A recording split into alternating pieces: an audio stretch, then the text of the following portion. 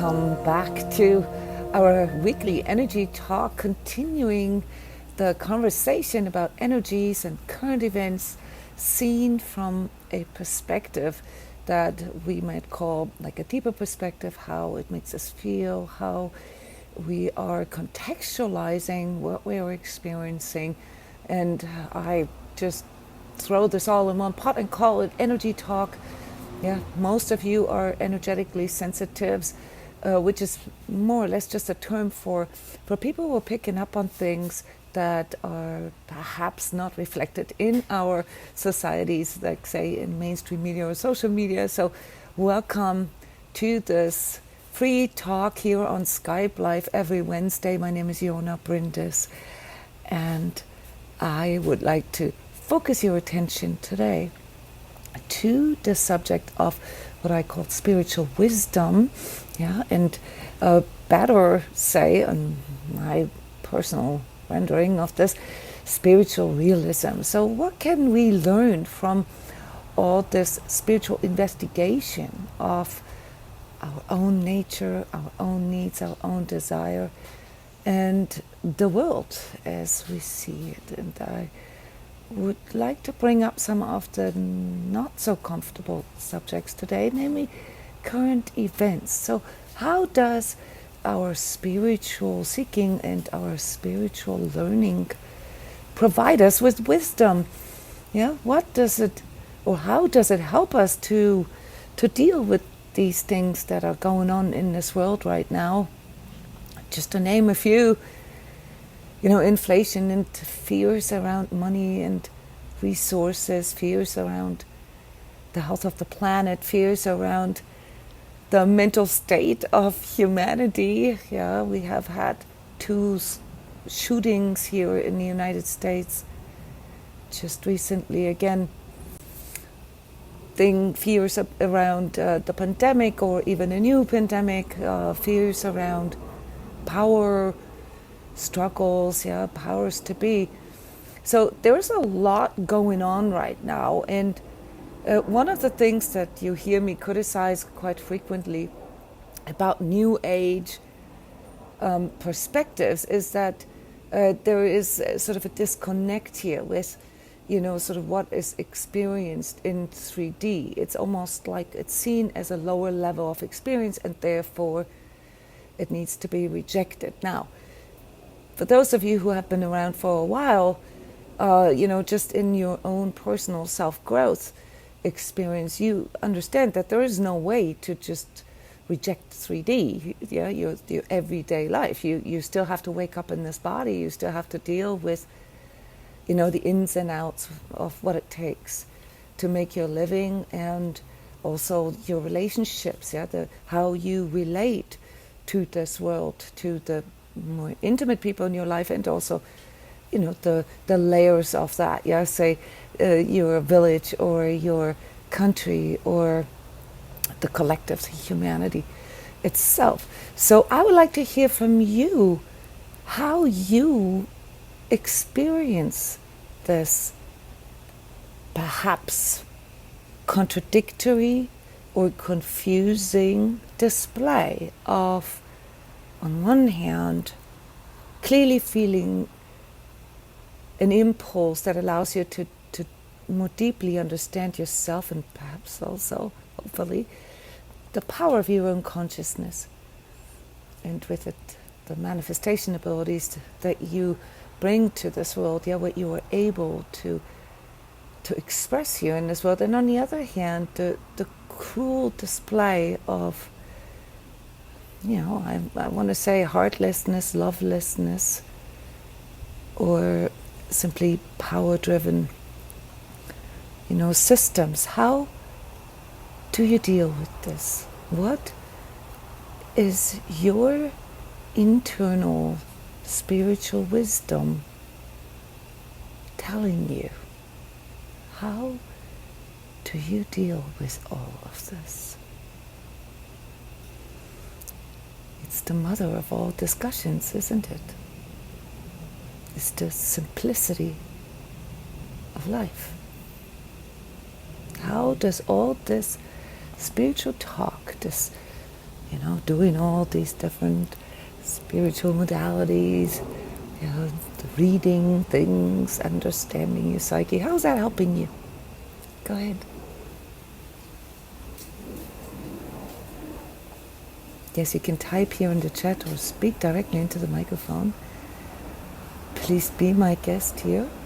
And feel free to give us your very personal, subjective, experiences.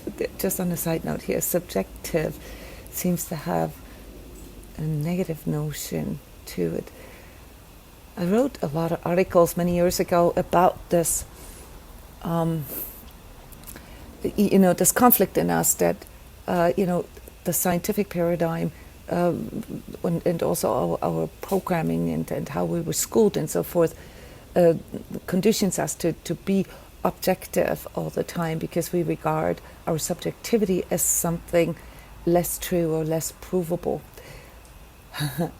Yes, and in spiritual science, in consciousness development, we begin to see something that was almost contrary to our previous beliefs, namely that it is only in the subjective perception that we are actually experiencing the world. So which one is it then, right? Is it our internal experience of the world? So Tina, you're sharing here, your spiritual wisdom brings you warmth. Yeah? Is it that? Or is it the harshness and the lovelessness that we are allowing to determine our experience or our subjective perception? What else besides warmth? Which I love that you used this word warmth, Tina, because it's a very subjective word. Yeah? And that's exactly what it feels like. What else does this spiritual work help you with? Does it help you to contextualize, to understand things in a different way? I know some of you have spent quite a little time and effort into training your perception per se, which means you try to look beyond, let's say what is portrayed in media or social media. How is or can spiritual wisdom help us, and what does it help us with? Tina, since I have you here, this warmth that you just mentioned, how is that helping you? How is that affecting you? Or what is that bringing to your life?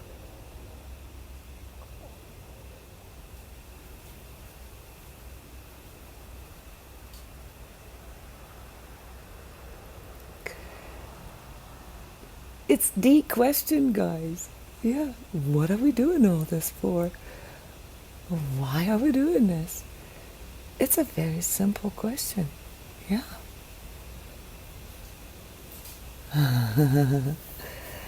All right. You commented here in response to my question, what this warmth helps you with, or does for you, what it does for you. You say you can't work. You can't be in this cold environment. Specifically here, you mentioned your work every day anymore. Your life is too valuable. I love that. So there's a lot in that statement, right? You're saying, and please, interject here if I'm not representing this correctly. You're saying that the coldness that you experience in the 3D life through your work, for example, is something that has taken something away from your life. Yeah, that's how I understand this. Yeah, and that your life is too important to you, or living your life, is more important to you than, let's say, I'm just inferring this, making a lot of money or gaining the security that we can all gain from like say having, a certain type of job. Yes, you have come to realize this. Now, the more important question for me is, how does life help? How does warmth counteract that? What does warmth do? And how does one find warmth? And guys, all feel invited to answer here, because we are talking about something very human. This isn't just Tina's perspective. But Tina is helping us all to see this. Yes, Matthew, with calmness. And there's a caringness in warmth. It expands my vision of how I could do things or could experience things. Let's investigate this. Let's go into this, okay? So what is an experience that is experienced as warm as opposed to an experience that is experienced as cold?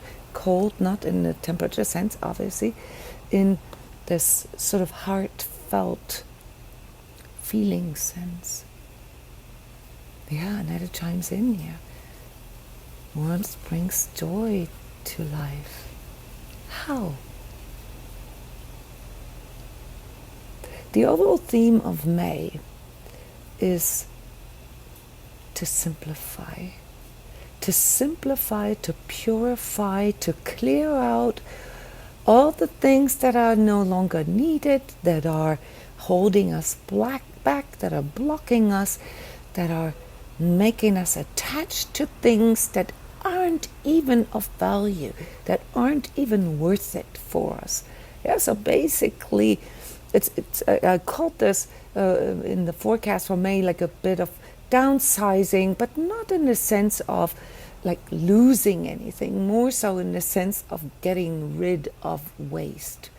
Yeah, so I don't know how you experience this in your life. This can be on different levels for each of us, but there's one thing I noticed as an energy healer, and even with friends and so forth that I have, that a lot of people seem to be oblivious about the amount of waste, sometimes even actual trash, that they allow to accumulate in their lives. Yeah, and this can obviously in pathological forms, express as hoarding. Yeah, but it's more this like, it flies under the radar. Yeah, how people make their lives harder than necessary by just carrying around so much stuff and so much things that they no longer require, that aren't even important to them. Yes, I think that's clear. Tina, yes, the world seems pretty cold right now. And your conclusion is, and I love this, guys, that you need to take care of yourself. And spiritual talk, yes, inner spiritual talk, this connection with your own true self, your own spiritual self, is a way forward for you. I love this. And you know why?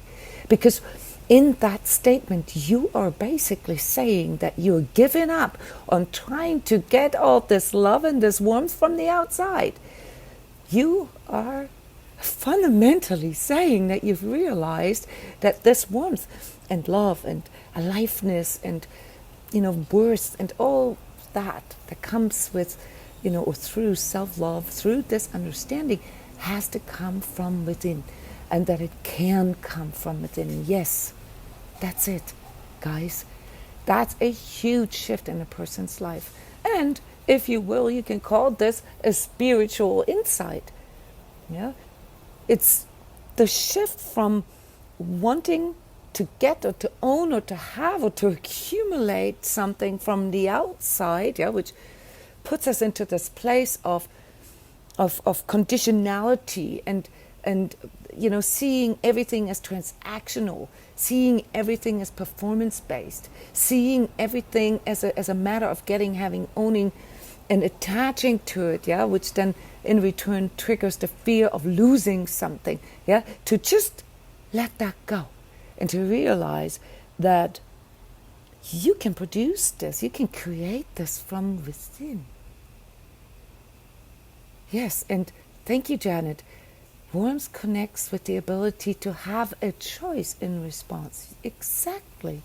It lowers the judgment, yeah, and allows you to see and feel things from within your, and this is then, where some of the spiritual talk comes in, your true human, your true divine nature. Exactly.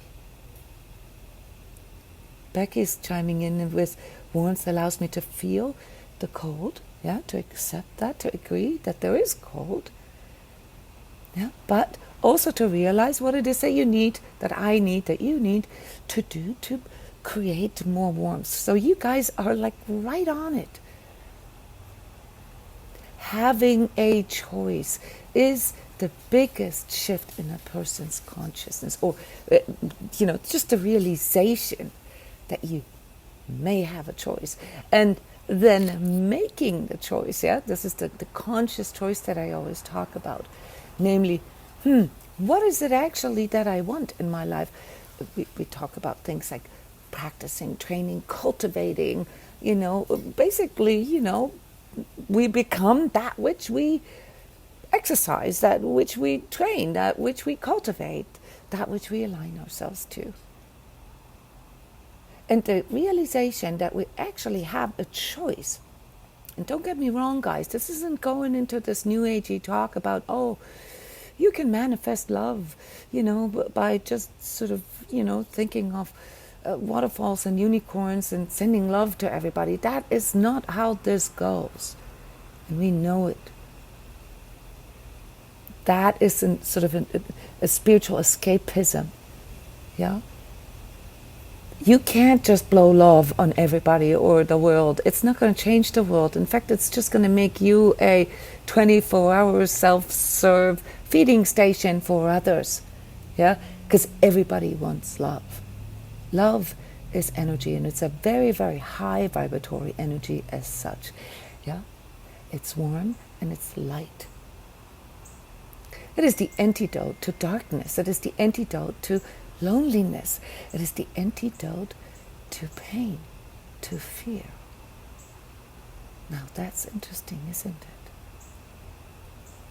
it? If this light love, yeah, and again, don't misunderstand me here, I'm not talking New Age, yeah, I'm talking energy, that's different. Love and light are these vibratory frequencies that can allow a person to overcome the lower vibratory fears, pain, attachments that come in through the ego's experience of 3D. The ego's experience of 3D are what? Life is short. Life is a struggle. Love is dangerous. One day we're all going to die. Nothing that I do matters. Chime in, guys. I know you guys have very active, critical inner voices. Yeah, it's the inner battle, right? The ego keeps telling us that life is dangerous and that it is something that we can lose and that it is something that ends. And this sort of ultimate fear, the mother of all fears, yeah, losing our life, yeah, the end of everything. That's fundamentally our ego's perspective. And to get past this 3D attachment, as we call this in energy work, yeah, because there is a reality to that. It's true that your body dies at some point. And yes, it is also true that your ego, which is the one that perceives it, dies with it. The ego perception of life, therefore, must be that surviving this physical life and prolonging it for as long as we can is the purpose of life. Because when we die, this is the ego perspective, the ego dies. It's the end of everything. But if we take on a spiritual perspective, which is fundamentally the shift from I'm experiencing myself as a body, as a 3D body, ego, yeah, maybe with some kind of soul attached to it, to I'm experiencing myself as a spiritual being that has a 3D experience. And in that moment, in the moment that we reframe that, how we see ourselves and the life and the world that we are in as a 3D experience, is the moment where we can learn to out-vibrate our fear of dying. It's the moment when we realize we have a choice. And here comes the ex-scientist in me, right, that says, all right, well, I guess it's just a matter of perspective then, right? So how are we going to deal with this then on an everyday basis? Yeah. I mean, we all have a life. We all, some of us have kids, we have families, have responsibilities, blah, blah, blah. I mean, what does this mean? What does this mean? Does this provide any kind of wisdom for my practical life? And this is, guys, where I want you to rethink and reevaluate spiritual work from the core. Spiritual wisdom, spiritual work is supposed to help you out. It's supposed to augment your life's experience. It's supposed to give you practical guidelines. It's supposed to give you a roadmap to navigate your experience. It's not supposed to give you an exit, or to show you an emergency exit where you can escape in case it gets too painful. It's supposed to help you contextualize all these things that you get so afraid of, so attached to. All these things that pull you out of your warmth, out of your lovingness, out of your courage to express that deep, deep heart's desire that connects all of us humans. Our fears are the same, and our desires are also the same. But it depends on what level a person chooses to operate. See, if we choose to operate on the level of ego, on the level of psyche, right, on the level of body, mind, yeah, which is, the focus on the 3D, and maybe something spiritual over there, but it's separated. Then we see life as scarce. We see love as scarce. We see everything that we bring into this world as transactional, as performance-based. Yeah. So basically, we have to try hard. We have to be really good in order to, right? That's transactional, conditional, and performance-based. And we should hold on to what we have because it's scarce. That is the ego perspective on life, guys. That is the perspective that you just end one day, and that your purpose in life is to survive life. Now, spiritual perspectives, and especially religions, bring in the afterlife. That's an interesting thought because many religions are fundamentally, helping people out with this conflict by telling them that it's not about this life, it's about the afterlife. Yeah, so I called this auditioning for the afterlife in a previous energy talk. And I find that not very sophisticated, because if I just focus on the afterlife, whatever that is, which is very hard for me to investigate, I don't know what the afterlife is.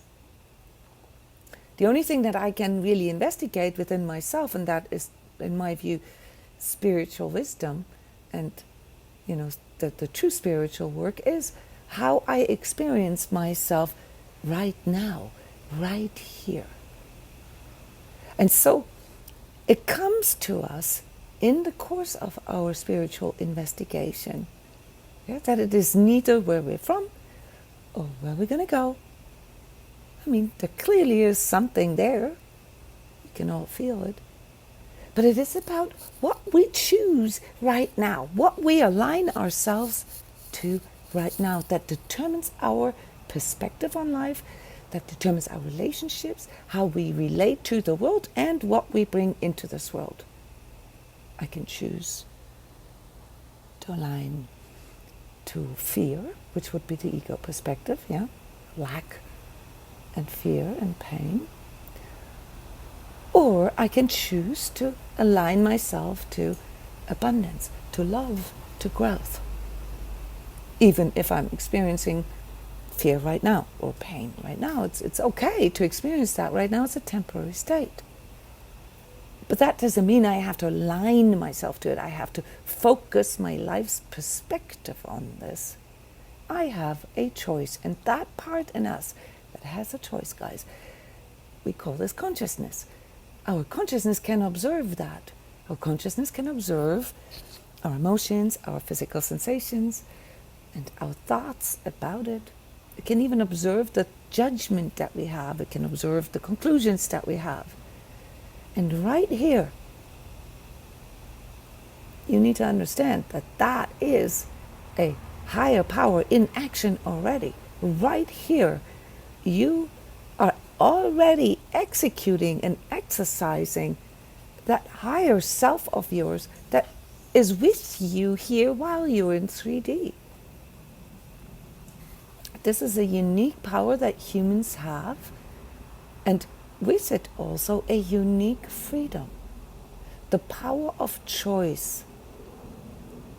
Free will, if you want to call this, is a human power, a power that is bestowed to us due to the power of consciousness.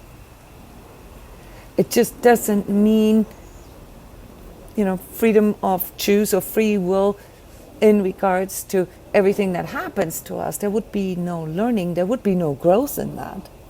For a second, guys, think about it. If you follow your coulda, coulda, voice, the shoulda, coulda, wouldas, and if you could redesign your life, how would you design your life? What's the first thing that comes up in you? If you allowed your ego to design the perfect life. Help me out here. What's the first thing that comes up?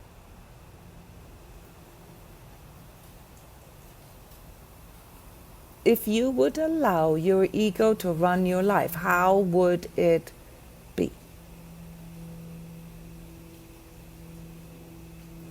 Let's say you have the power to recreate your life story.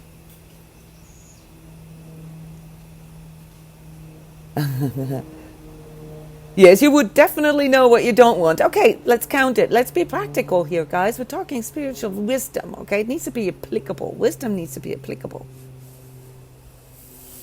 Exactly. The ego, the first thing that comes up for the ego is all the stuff that it doesn't want. So which is that? What is that?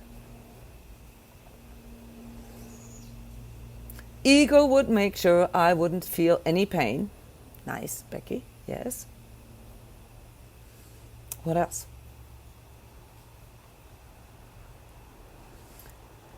Yes, ego would make sure that there was no such experience as failure. Mm-hmm.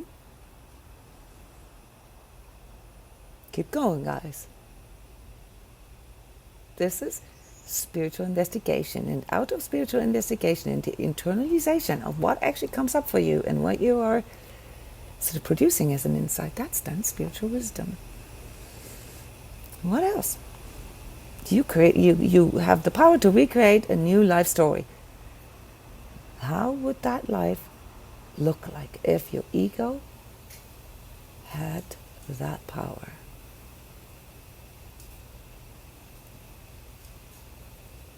Perfect picket fence. I know what you mean with that, Abigail.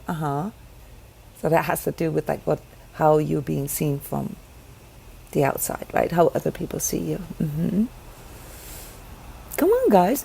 No pain, no failure, no fear, inner peace,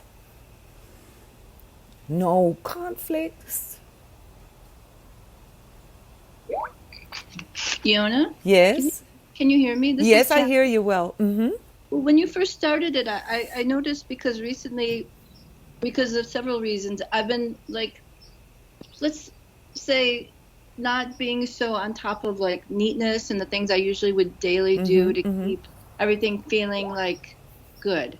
And I felt like these were conscious when I said to myself, oh, I think it's more of a conscious choice to say, I really want to improve how it feels around me, and I'm going to make sure I pick up my stuff before I go to bed, let's say. Okay? So because every once in a while lately, I would consciously notice, I see something on the floor and I say, I'm just going to leave that. I'm not picking that up right now because I do that. I pick up every single blooming thing all the time. So within that, I consider that a conscious choice.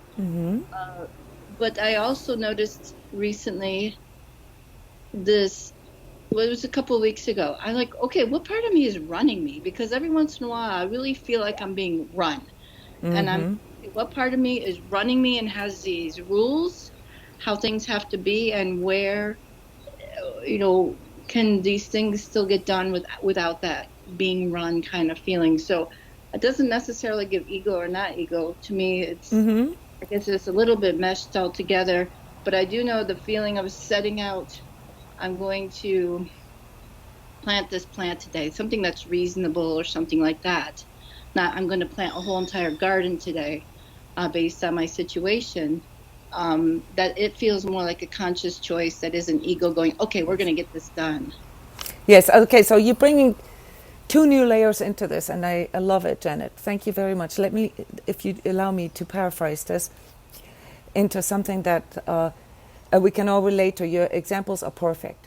Okay, so there was a part in you there was an aspect of what you just shared that reminded us all that we literally have a conscious choice moment, any moment in our lives. But there's a qualitative difference between some of our choices, right? This is where our fear is located, because we're afraid that some of our choices would lead to negative consequences. Now, this is a sort of big part of spiritual work, is to truly understand which choice leads to which consequence. And if we go deeper, then we also learn like what these choices are based on, because we all fluctuate or oscillate between different energetic states. So one of the first things that I teach in energy awareness is to discern the different levels of energy that we can be in, so that we can better understand or better determine what each choice that we are making every day is based on. So there's a choice that we can make, and we have the freedom to do this. To say to not be neat. Obviously, and there is a choice, that goes along with choices like, eating bad foods that we know aren't good for us, or doing things that are unhealthy, or we have the choice to do that. And it is at some point of our journey really cool to observe this, how many choices we are actually making a day, and how many of those aren't conscious at all. Because if we would really investigate the nature of them, what it is that we are choosing and what the consequences of that choice is, we'd realize that, this is based on fear, or this is based on victimhood, or this is based on laziness, or this is based on pride, or this is based on simply apathy. Okay, and for us to become able to make more conscious choices, and then ultimately choices that are more aligned to what our two hearts desire, what we truly want, what we truly need, and where we want to go. Yeah, we need to learn how to operate that within ourselves. So you brought in these two aspects, of like becoming aware that we actually do have a choice, and qualifying the kind of choices, and the consequences. And the third aspect that you brought in is, well, if I'm not making a conscious choice, is there something else running me, maybe? And if so, what is that? So I hope that I represented this correctly here just by breaking it down, okay? Because at the end of the day, these are all the layers of choice that we're going to have to look at. This is also why the whole topic free will is confusing and misunderstood. Yeah, because yes, you can say to become a school shooter, well, that's the person's free choice. Can't judge them for it. Yeah, you can, but that leaves out the quality of that choice. What's the quality of that choice, and what's the consequence of that choice? It creates a lot of pain. It creates a lot of fear. It creates a lot of coldness and lovelessness, tragedy. And once we understand that, what the consequence of our choices are, and what energy level they're based on, we begin to get a better understanding of karma. Because karma is nothing but the consequence, so to speak, the truth of our choices.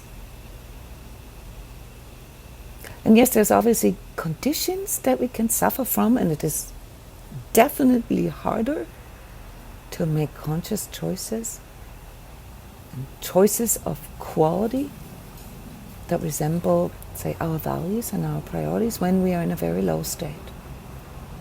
And that is the job.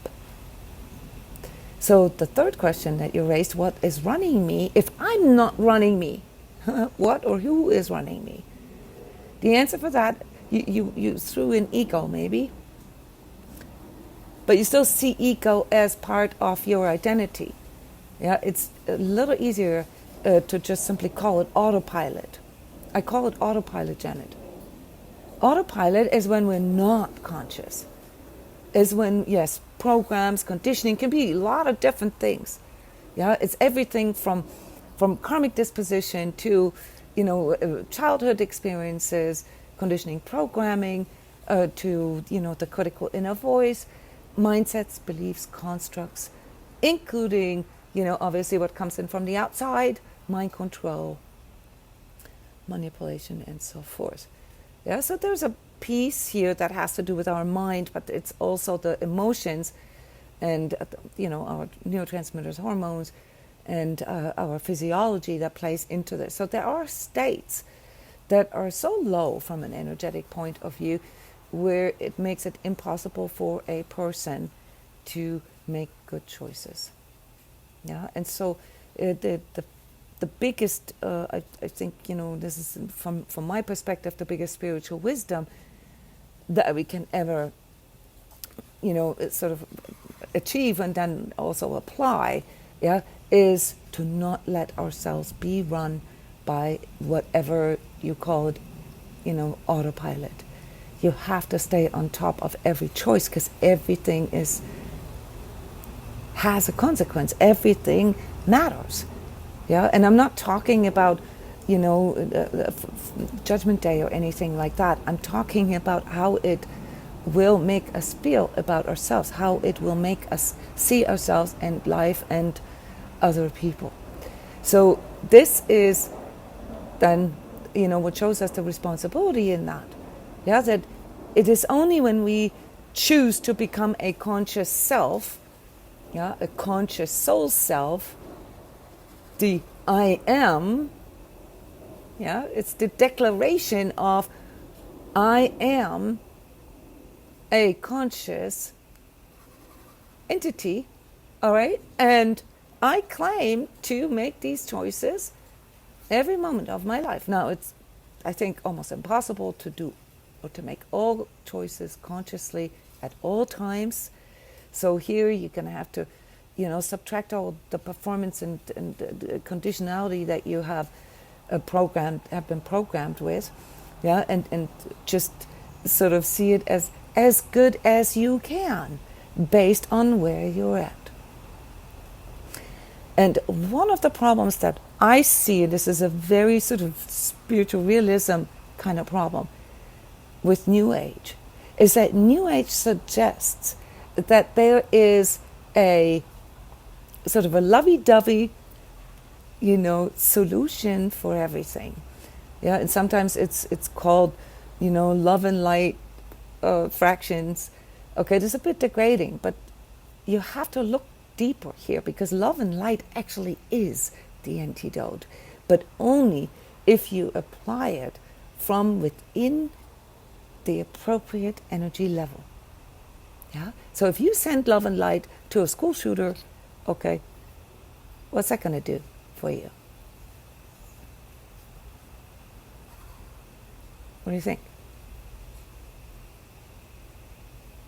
I mean, It's like if you like my experience, at least, if you said that and I did it, my first experience was, now I've put myself into their shoes and I'm kind of starting to absorb to try to understand the situation. I don't think that happens all the time if I blow love and light, that's for sure. But at that moment, that's what happened. I definitely felt myself getting sucked in to just generally a lot of drama, really. Yeah, thank you, Janet. That is a bit of the problem with a New Age, because there are some aspects of that that truly resonate deeply with us, and the value of love and of harmony and empathy and all that, and those are all very good values, and we should never stop doing that. But what we need to do, and this has to do with conscious choices, is to discern more. Yeah. If you're standing in front of a school shooter who is killing elementary school kids, okay, sending them love and light isn't going to cut it, guys. That is too low of a vibratory level.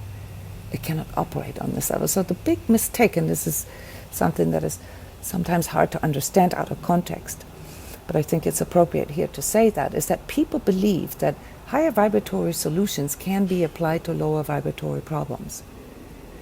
You cannot find a higher vibratory solution on a level of a very low vibratory problem.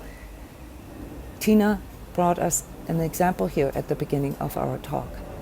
If you work in a toxic work environment, yeah, with people who are toxic or who are displaying coldness, where there's, a lot of, I don't know, I'm not saying that this is the case in your case, Tina, I'm just saying that this is something that many people experience, competition, narcissism, all kinds of gossip and betrayal and manipulation and so forth at your workplace. Sending love and life to these people is going to do exactly what Janet just described. It's going to get you sucked into the drama even more, and it's going to make you become that 24-hour self-serve feeding station, because you are the one that, fundamentally, just energizes the whole thing, by not choosing something. And what is it that you're not choosing in that moment? To stand up and, forgive me my English, fucking get out of there. Why would you expose yourself to that? That is a very 3D simple solution to problems. What is it? What makes it so hard for us to see, that for most of the problems in our life, we just literally need to make a simple choice, namely to get out of there. I do understand that in love relationships it's obviously more complex, and there's many different factors that allow us, not with family as well, that allow us to overcome things, to forgive, to give second chances. That's true. But in order to qualify this, and this is where most of you still lack spiritual wisdom, yeah, you're going to have to look at the person that you're dealing with, their track record, their values, their goals.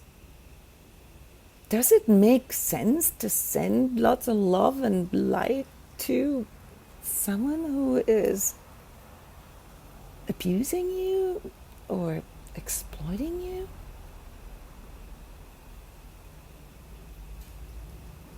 This is not spiritual wisdom, guys. Spiritual wisdom is to recognize when you got to get the hell out of there. Yeah? Because why would you expose yourself to coldness? And I love that you said that in the beginning, Tina.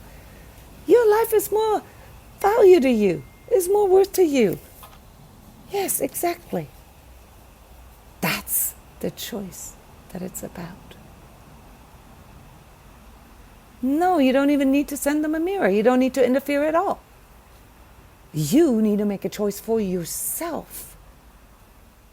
You're not here to bring light to others or show them the mirror or teach them a lesson.